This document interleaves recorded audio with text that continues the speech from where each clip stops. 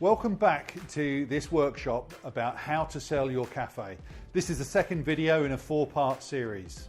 Now, whether you're just considering the sale of your business or if you're already on the market, this is the place to be, where you can fully understand the sales process and how you can sell for the most money and in the shortest time. So I'm Paul Leach, and I've been buying and selling cafes for myself and on behalf of others for more than 25 years now. In this series of videos, I'll be teaching you how to sell your cafe without having to struggle throughout the sale on your own, and how you can sell without it taking up too much of your time and avoid having to pay out thousands of dollars in commission. Now, if you missed that first video in the series, you should go back and check that out, because in that video I covered the 3 different stages of the sale process, and I also talked about how to properly plan the sale of your cafe. If you haven't seen that video yet, go back and watch it right now. You'll find a link at the top of this page, and then come back and watch this second video. Now, in this second video, we're going to cover and look at the preparation stage. And this is probably the most important part of the whole process before you go onto the market, and can make the biggest difference between selling and getting stuck on the market. I'm also going to show you how your cafe should be valued, so that you know how much you should be expecting and you don't end up overpricing and not getting any inquiries. So there's probably a strong reason why you're watching this video. It's either you might be considering selling, or maybe you're not sure about whether to sell yourself or through a broker. Maybe you're just a bit unsure about what's involved in selling a cafe, or perhaps you're already on the market and just not getting the results that you need. Whatever your reason for watching, you're going to get some actionable steps from these videos, and after video 4, you're going to be clear on the steps that you need to take. Now, I've helped many hospitality owners to sell their businesses, but when I first started out, I was almost forced to take the trial and error approach. I'm in a different place now, and I've learned some very valuable and some very expensive lessons, made some big mistakes, and gained some very real experience. And it all started with me realizing, like with most things in life, there is a framework and a structure to the sales process. Once you know what to do and in which order, it's an awful lot easier. So in this second video, I'm going to show you how to get your cafe fully prepared, so when you go to the market, you're priced right and everything's going to be ready to deal with those inquiries. So let's get started with the preparation stage. The first thing to do is get everything together that buyers are likely to ask for. Okay, let's jump in and take a look at stage 2, the second stage of the process of selling your business, which is all about preparation. So in this, we're going to be really looking to try and make sure that you've got all of the documents that you need in order to deal with buyer inquiries nice and quickly, fully prepared and ready to go. And that process is also going to help you to fully understand and know the value of your business. So the two real main things we're looking to focus on here is getting that valuation right, making sure that you're not going on to the market overpriced or underpriced, and that when you do get inquiries, you can process them and you can deal with them nice and quickly and keep the momentum behind that. So what you want to watch out for with this kind of thing is, if you're going to get it wrong, then it really does slow down the time it takes for you to deal with inquiries. If you're having to scrabble around and find information that people are looking for or asking for, then the chances are that you stand the risk of losing them. If it's taking too long for you to get information back, the chances are, especially in the current market, most buyers are looking at several different places. So if you're not dealing with it quickly and keeping that momentum up, you're going to find that they could well disappear and make an offer on something else. So it's all about making sure that you really get things moving. And of course, by doing that, it's going to make the process a lot less stressful for you. If you've got everything organized, then dealing with any inquiry you've got is going to be straightforward, and it's going to take you less time. So the other thing to watch out for is that if you're not going through this process properly, and you haven't done the appraisal process, you haven't worked the value out properly, you're almost testing the market, and it's a very flawed process now. It's something that people used to band around quite a lot, a few years ago, and was I guess was a way that people used to do things. But in the current market, in the current climate, with the accessibility that people have to information about everything these days, with the power of Google and the internet generally, That kind of process just doesn't work anymore. The market is a lot smarter. The buyers are a lot smarter than they've ever been. And, you know, the whole concept of testing the market is just a flawed process. So you're far better off putting some time and effort in at this stage, making sure that you've got everything done properly and that you go to market meeting the value and meeting the expectations of the market. When you get this right, you're going to find you can deal with inquiries, as I said, nice and quickly and efficiently. It's going to save yourself time. You're going to keep the momentum up in the deal, which is extremely important. And you're going to be confident that you're listed at the right price. So you're not second guessing, as I said previously, where, you're kind of testing the market and so on. And of course, it's going to reduce the time it takes you to get to offer and contract. So, if you're going on overpriced, the chances are you're not going to get any inquiries or very few inquiries and very few sensible inquiries. So it's all about making sure that, things are done in the right order and the right process and that you go to market at the right price. So the key documents that people are looking for, that most buyers are looking for, there's probably, we've got a list of about 20, 22 or something like that. And I'll, below this video, you should be able to find a download to a checklist that you might find useful. That's going to list all of the things that people typically ask for. And what you'll find is that different buyers focus on different things, but there's certain key documents that you want to make sure that you have. And we'll cover those off now, but feel free to download that checklist. The other documents that are on there, I would suggest, if you've got the time, get it all organized, because you just never know the type of buyer that you're going to get, what they're going to focus on. It's quite interesting when you start talking to different people and what different people focus on. Some are going to be much more focused on the lease, and I tend to find those people are the much more serious people, because they understand that without a solid lease or without a good lease in place, then really there's not a great deal of value and there's not really a great deal of point in pursuing the purchase. So if you get somebody that asks for the lease early on, then typically that they know what they're talking about. It's one of the things I look out for with what people ask for first. If people are asking for full financials up front, before they've even been down and looked at the place, that's usually, it's not as strong a signal as someone that's asking for the lease. So we'll jump in and we'll run through those key documents. But the other ones on this list here, do feel free, as I said, to download that. And then if you want to put them together, it's not going to do any harm having all of that information. And a lot of this stuff, when you get it together, is going to be used as part of what you do in order to how to work out the profitability of the business anyway. So let's look at the main thing. So as I mentioned there, the lease is a big one. So make sure you've got a soft copy of the lease. And in the first couple of stages, so that planning stage, you should have already gone through this lease in detail just to make sure that everything's set up and the legal side of things is all good anyway. So the chances are you've already got that to hand. Also good to have your lease disclosure document if you've got that. So double check that. And this is a really good time to make sure that document is accurate. We had a client fairly recently, actually, a 6 Steps client who when we went through this process with him, he realized that the lease disclosure document and the lease were different. This was in New South Wales, and since the changes in July 2017, it meant that the lease disclosure document overrode what was written in the lease.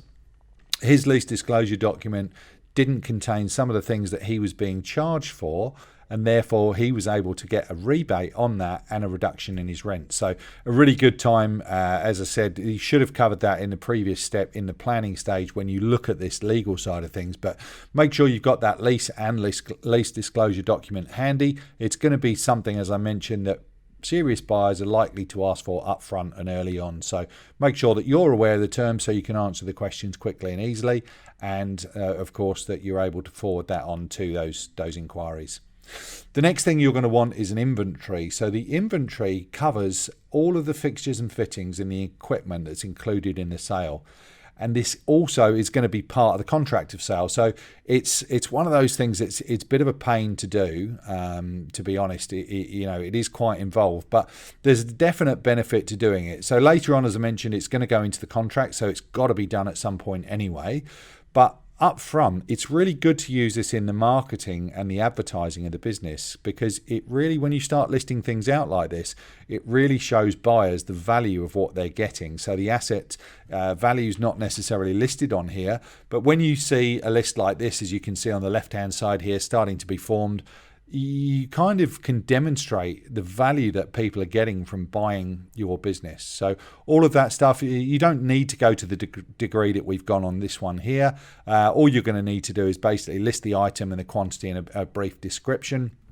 You can just put that into an Excel spreadsheet or a Word document, whatever's easier for you, and just lay it out in the way that is going to be easy to kind of copy and paste and to supply when you get to that point to buyers. And then further down the track, you're going to need to give this to your solicitor as well. So go through, you want to make sure that you're including all of your, so things like furniture.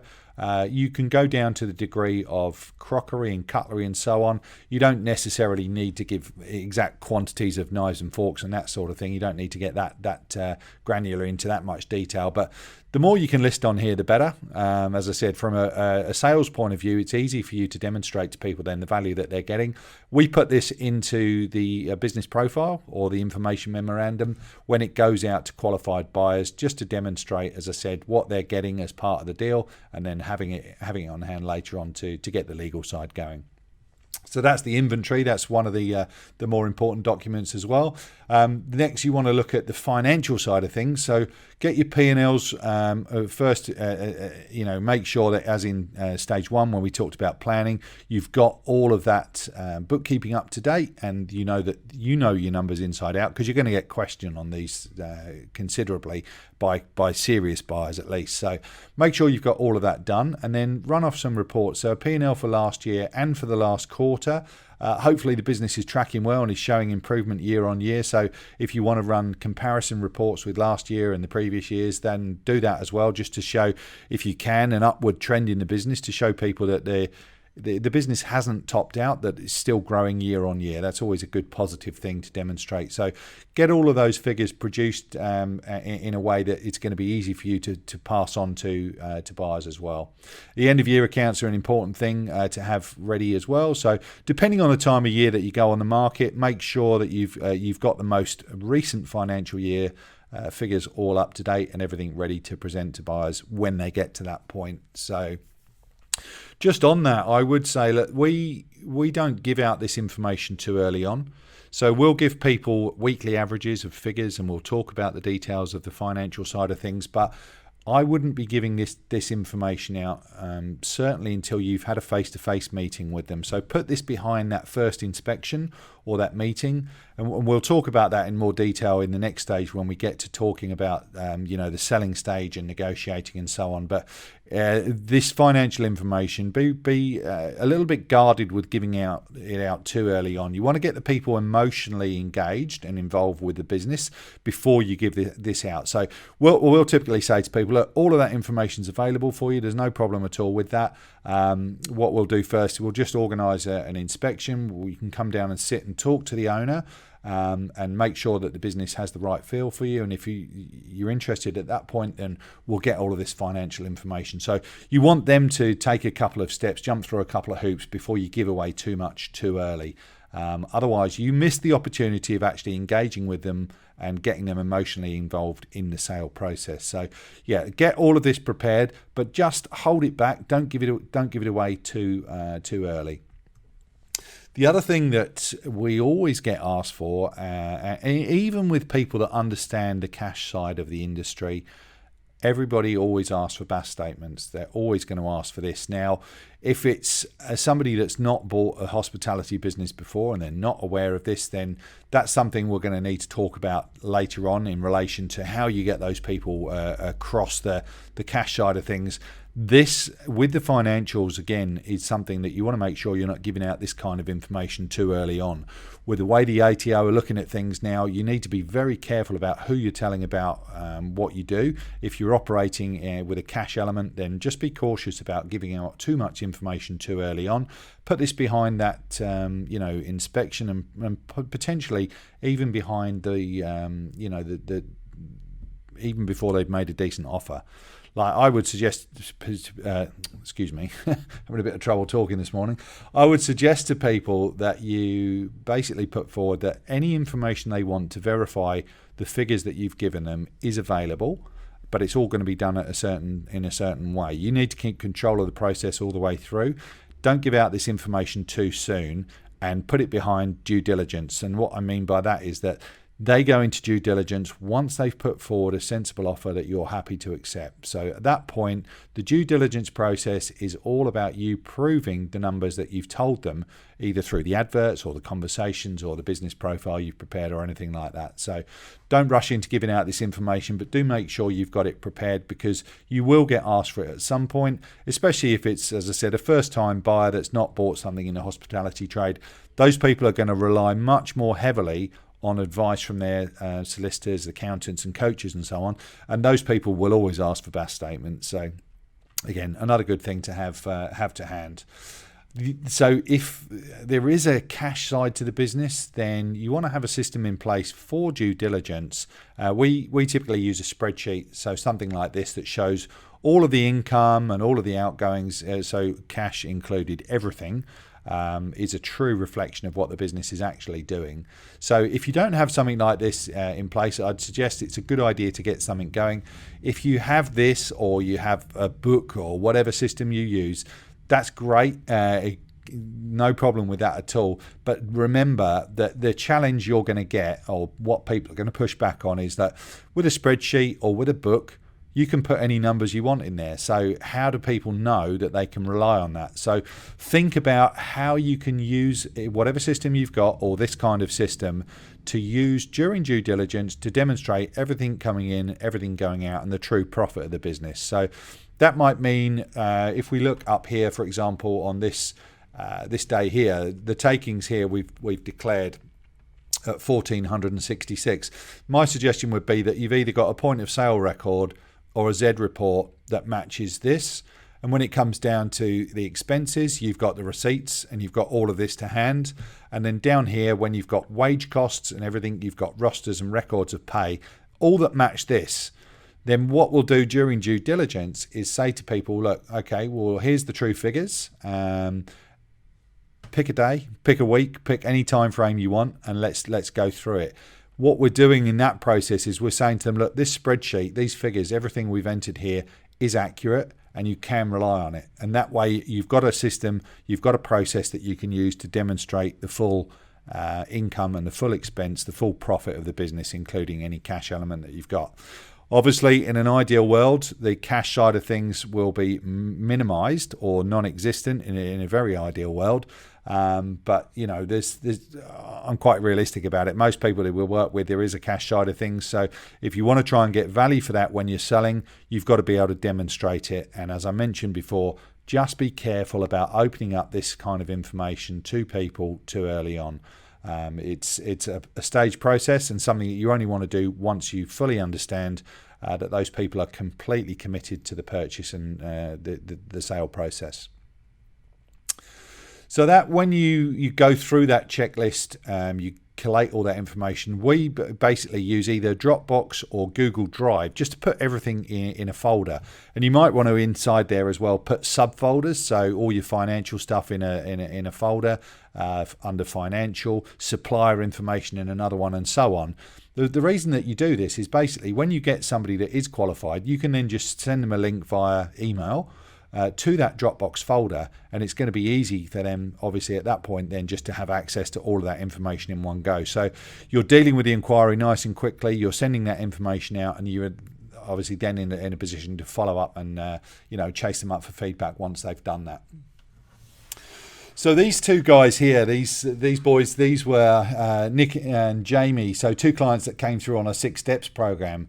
They were a really good case study, I guess, of people that engage fully with the process of preparation and planning. They'd already been planning for a while when we spoke, and we caught up with them. They had some fairly difficult and challenging personal circumstances which had led them to needing to sell the business fairly quickly.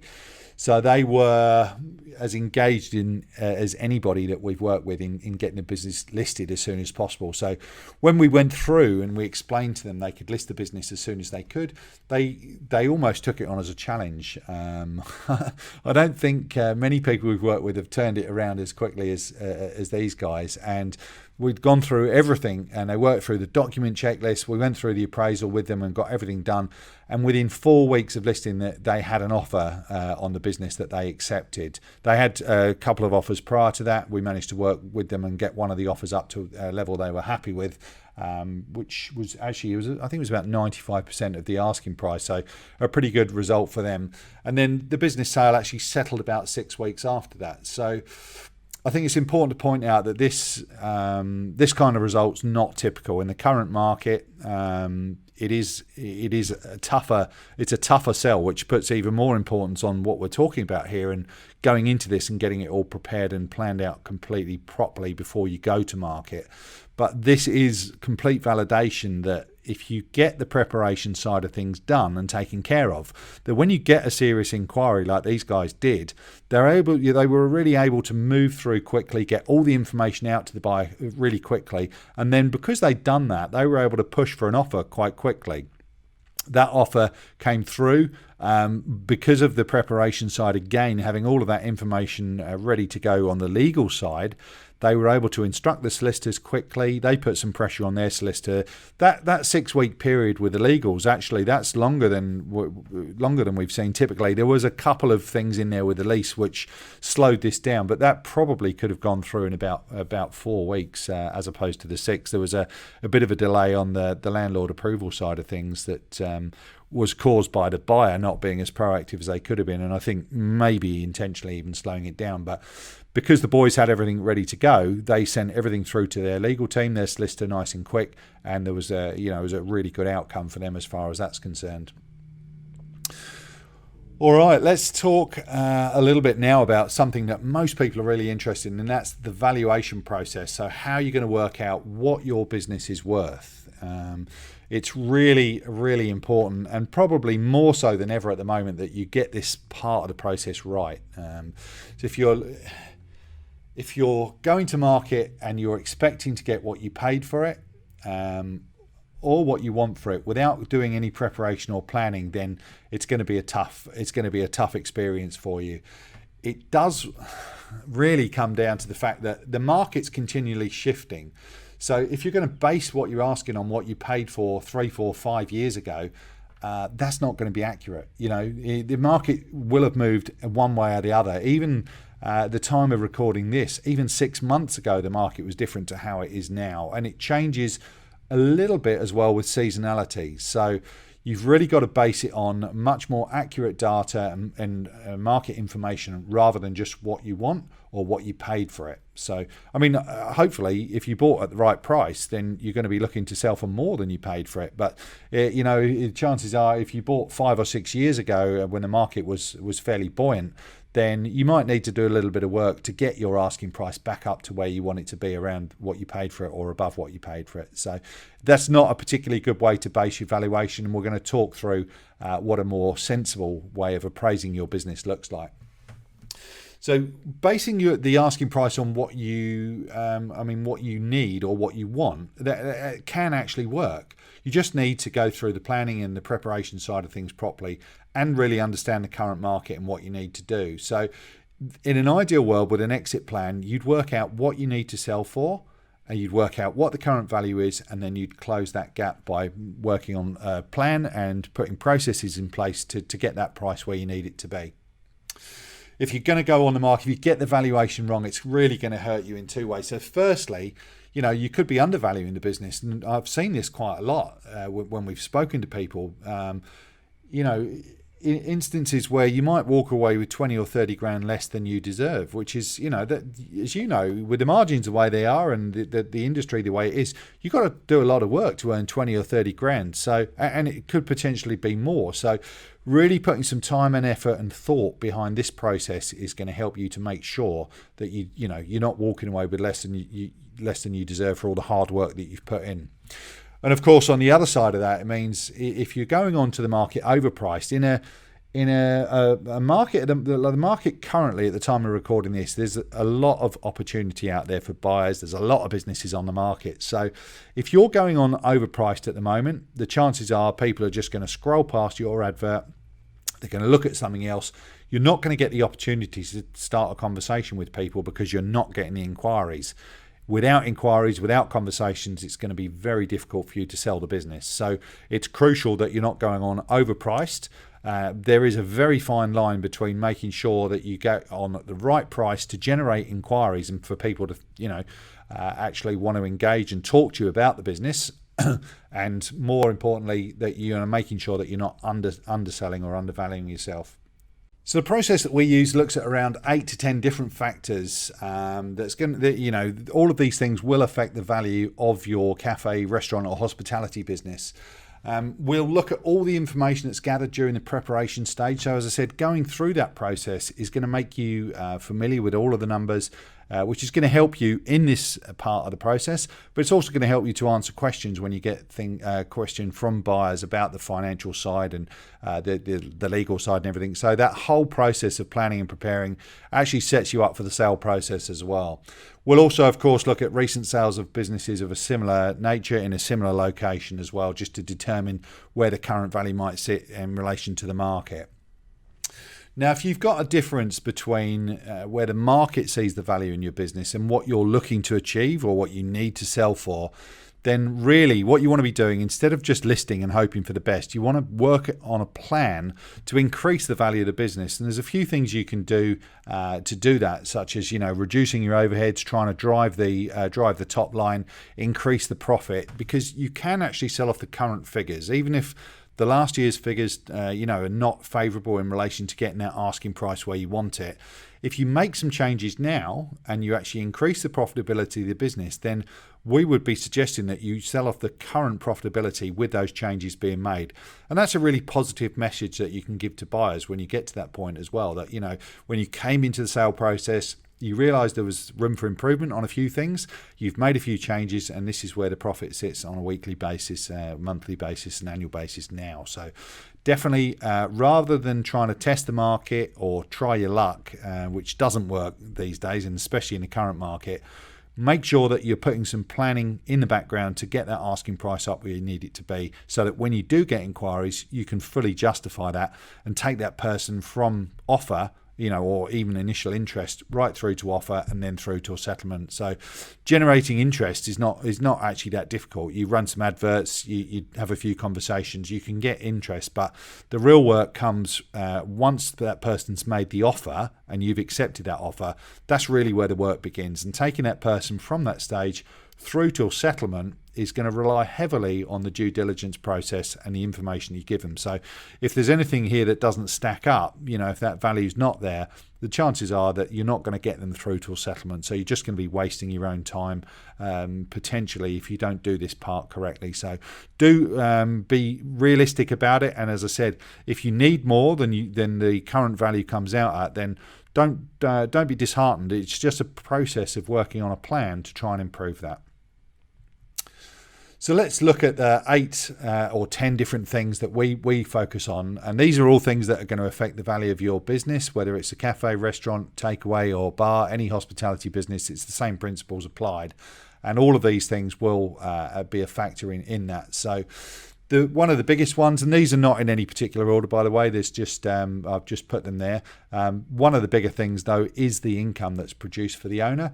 So that's what I could expect to earn if I bought your business and I worked in the business. And if it's a smaller business, say, under 500,000 or 600,000, then really the expectation is that that kind of business is owner operated. So really, if you're looking at where the profitability sits, the income produced for the owner would be based on that one owner working in the business full time. So that's the first point. Next, how well established is the business? So is it just been there a short time? Is it something that's been there 20 years as a local institution? So all of those things will have a bearing on that as well. And also how long you've operated the business. And this comes back to, I guess, the overarching, or really what we're looking to do with the whole process of getting this organised for buyers, is trying to reduce the risk in the mind of the buyer. So if you've only operated the business for 6 months and you're looking to sell on, then you'd understand as a buyer, you're going to be a little bit nervous and suspicious about why the business is being sold in such a short time frame. So conversely, on the other side of that, if you've owned the business for a decent period of time, then that's obviously going to lower the risk in the buyer's mind. They're going to feel confident that you've had that business, you've got a living from it for 5, 6, 7, 10 years, whatever that looks like.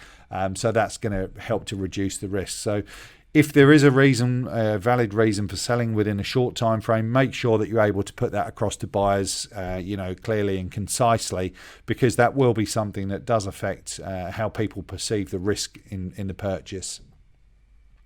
The strength of the lease is probably one of the biggest factors in determining the value. So it's no good having solid financials, a great location, a good team, a really high spec fit out if the lease is no good. So going back to the first part, the planning stage, you really need to make sure that this lease is exactly where it should be, and that the length and the time of the lease are going to be really giving you the ability to sell to a buyer for the price that you're looking to achieve. So that one is definitely, it's up there as one of the top things for me. So do make sure that you've got your head around that lease, and if there's anything that needs to be done, you've already covered that off in the planning stage.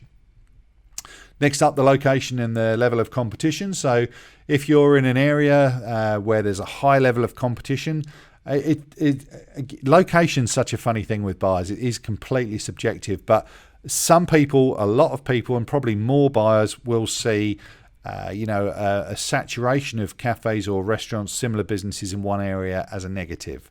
There's obviously two sides to each argument. If you're in the food court of a Westfield, for example, there's going to be a lot of competition. That comes back to, again, a very subjective view. Some people won't touch Westfields. Other people, they're dead set. That's all they want. So the location and the level of competition will have a bearing on that. But it's really about positioning it for the type of buyer that's going to be drawn to your business. So that, what I mean by that is that certain buyers will see, a secondary strip of shops is exactly what they want.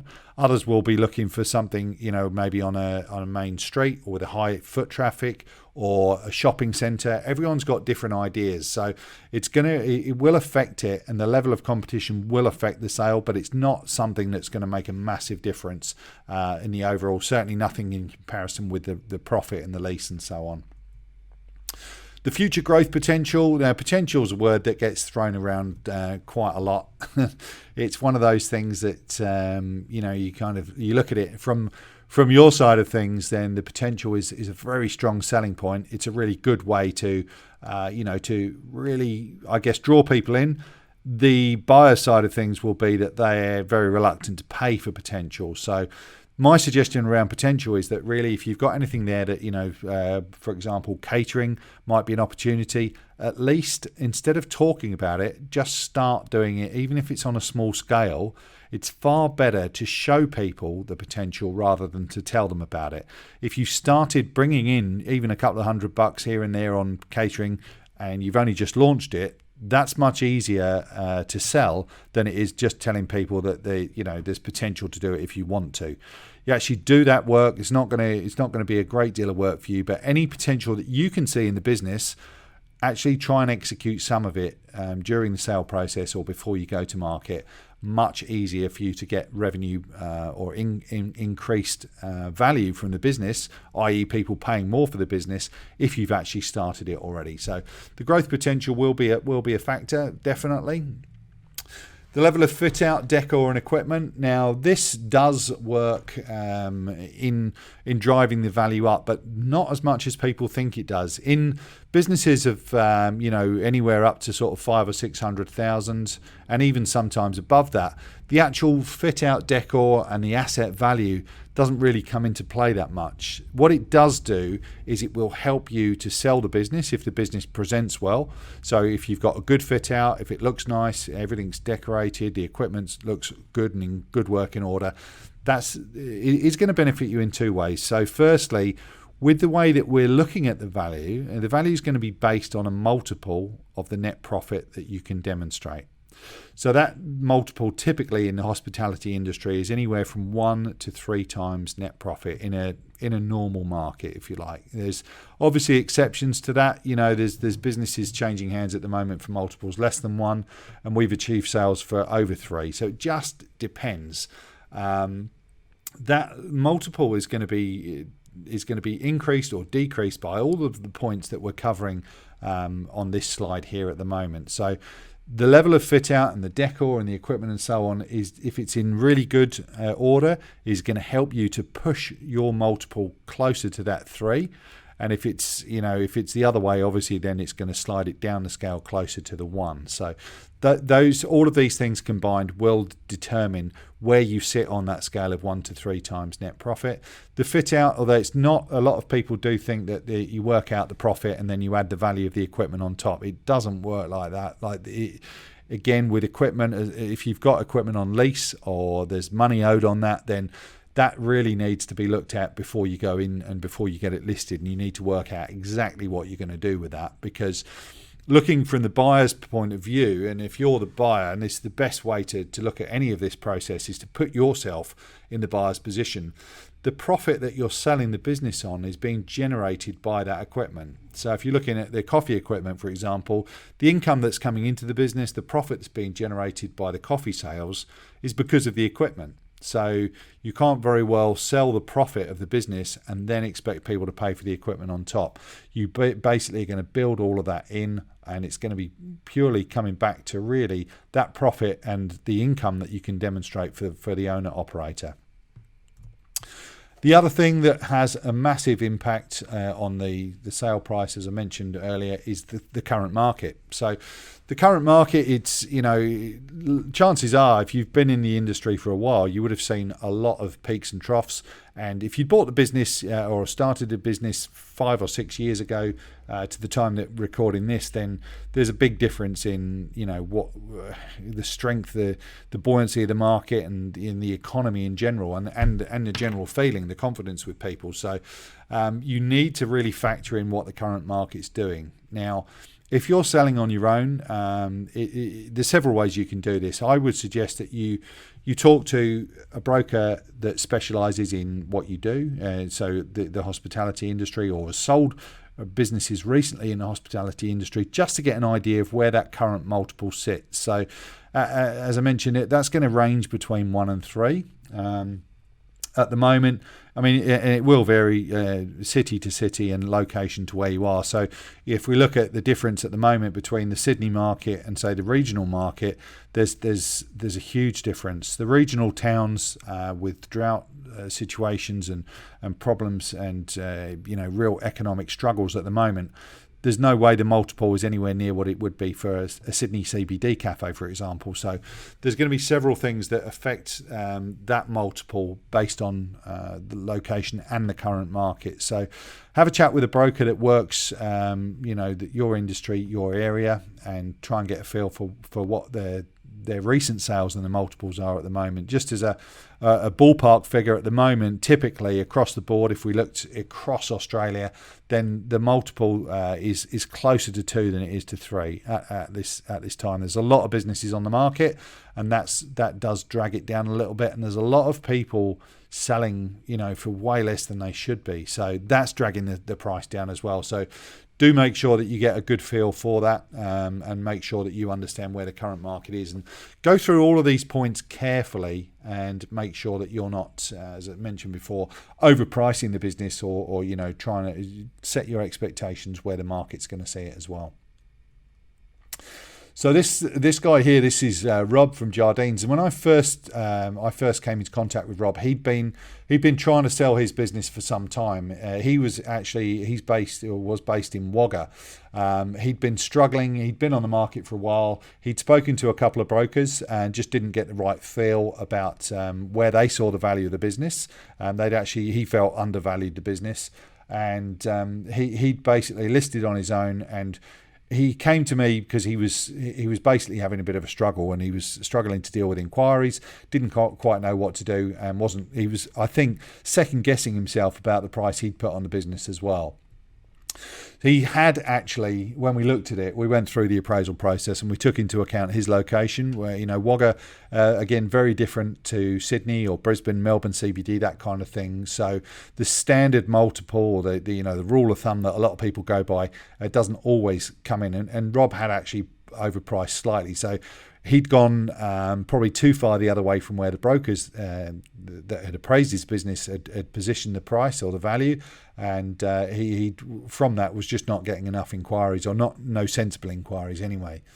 So we started working together. He was actually the very first client that came through our 6 Steps to Sale program, and we ended up getting a pretty good result. So we sold his business for $45,000 more than the appraisals he got from those brokers, which was about 15,000-20,000 less than where he had the business positioned. But he saved, through selling through that program and not paying commission, he saved 15,000 minimum on commission anyway. So he actually netted a pretty good result for that deal, and it was a good experience for both of us actually. As I said, for him, it gave him the support that he needed, and for me, it was the first client validating that the process that I thought would work did actually work. So from that experience, the positive experience that Rob had, he actually he enjoyed the sale process so much that he's come on board with us. So he's now part of GSE, and he's actually running our Canberra office. So good validation there that really the process, if you go into it properly and you get it all organised on your terms, it can actually be quite enjoyable. And Rob's now getting a lot of satisfaction from using the experience he's gained from that of selling his own business through to the sales that he's getting across the line for other people now, in a very sort of positive and beneficial way.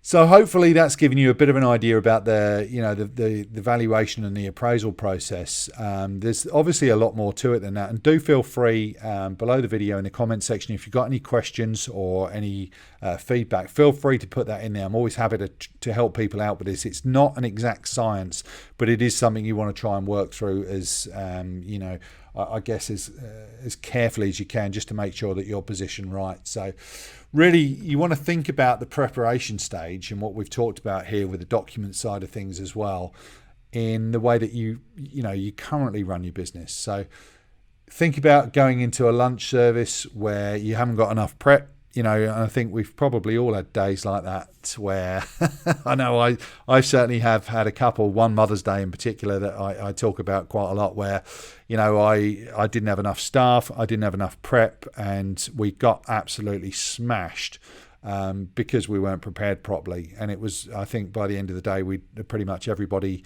staff-wise in the building, everyone had been in tears at some point, myself included. So I think that I always relate this back to this process, in that really, if you get the preparation and the planning side of things done properly, it's going to make life an awful lot easier. You think about it, as I said, in that respect, going into lunch or not setting the coffee machine up, you're going to get what you deserve and what you expect, to be honest with that. If you're not prepared properly in this instance, you're not going to be able to deal with buyers quickly and efficiently. You stand the chance of losing them to other people, and most buyers are fickle at the moment. They're looking at multiple businesses. So this sets you apart from the rest of the market as well. If you've done things professionally and properly, in the way that a good broker should do, then you're going to be ahead of the game and ahead of the competition, which is what you need to do to sell in a tougher market.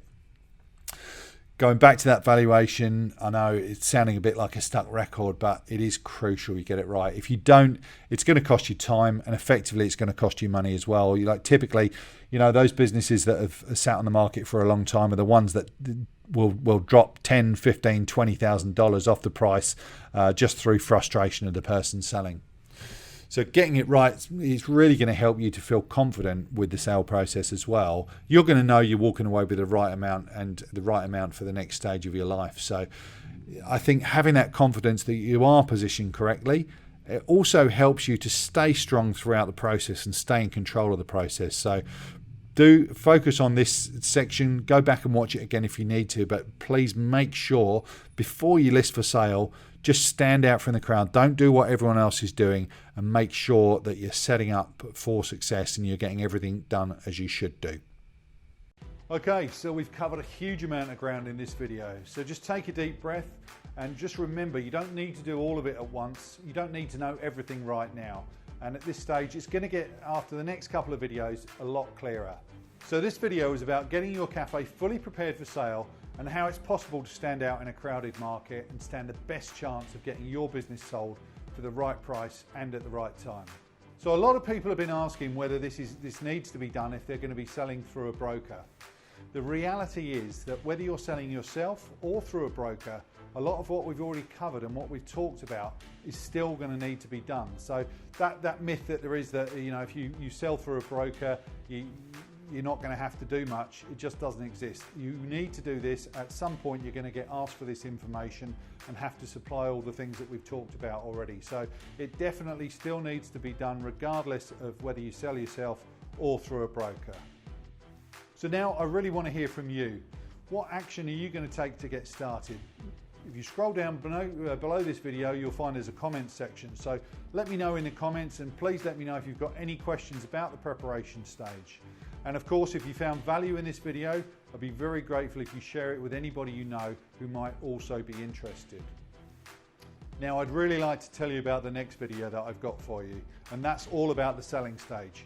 You're going to love this one. In fact, I think it might well be one of your favorite in the series.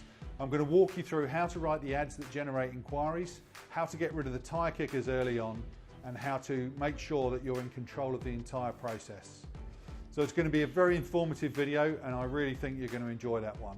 But right now, please scroll down, leave a comment, and feel free to ask any questions that you might have, and look out for the next video that will be delivered to you via email in the next couple of days.